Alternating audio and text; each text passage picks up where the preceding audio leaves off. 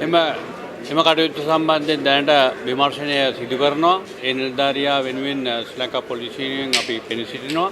ඒත් එක්කම ඒ නිලධාරියාගේ නීතිඥවරයාගේ ක්‍රියාකලාපය මම හිතන්නේ ඒ වීඩියෝ ගතේ මේ ක්‍රියාකලාපය සම්බන්ධයෙන් සම්පූර්ණ නිරීක්ෂණය කරන්න පුළුවන් හැකියාව තියෙනවා. ඒ කියන්නේ පසු හැසිරීම කියන එක පැහැදිලිව තියෙනවා. එතකොට තීරණය කරම ගරු අධිකරණයේ තීරණය කරයි. ඒත් එක්කම ඒ සම්බන්ධ තියෙන වෙනත් ආයතන තීරණය කරයි ඒ නීතිඥවරයාගේ ක්‍රියාකලාපය කොච්චර නිවැරදිද ඒ සම්බන්ධ අවශ්‍ය කටයුතු ඉදිරියේදී ගනී.